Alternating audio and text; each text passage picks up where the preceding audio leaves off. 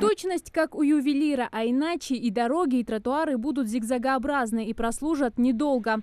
Эта дорожная артерия тянется через пол республики. Свое начало она берет в Назрани и заканчивается в Сунже.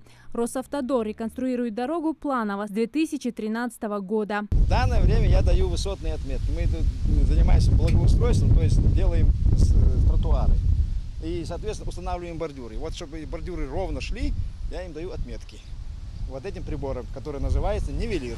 Пешеходного тротуара здесь раньше не было. Родителям школьников теперь можно не волноваться за детей, которые добирались до учебного заведения окольными путями. Раньше не было тропинок, и мы ходили по траве. Когда были дожди, ноги часто мокли. Но теперь я рада, что сейчас делают там тропинки. Законодательство предъявляет особые требования к пешеходным переходам, расположенным рядом с образовательными учреждениями. С 2015 года они существенно ужесточены. После того, как тротуары будут проложены, здесь должны установить фонари, знаки для пешеходных переходов и заново расчерчена дорожная разметка. А для максимальной безопасности детей госавтоинспекция рекомендует устанавливать вблизи школ антипарковочные столбики, которые не позволяют автомобилистам оставлять свои машины у края проезжей части.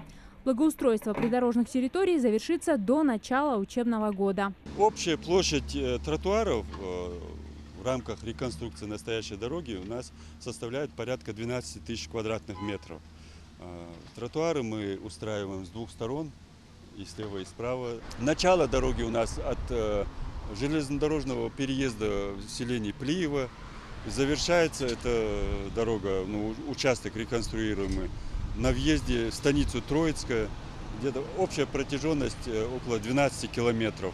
А в Карабулаке уже по всей протяженности дороги установили бордюрный камень. Рабочие заняты укладкой асфальта. Улица Джабагиева – одна из центральных в городе. Поэтому таких положительных изменений горожане ждали давно. Фатима Цурова переехала в Карабулак 17 лет назад.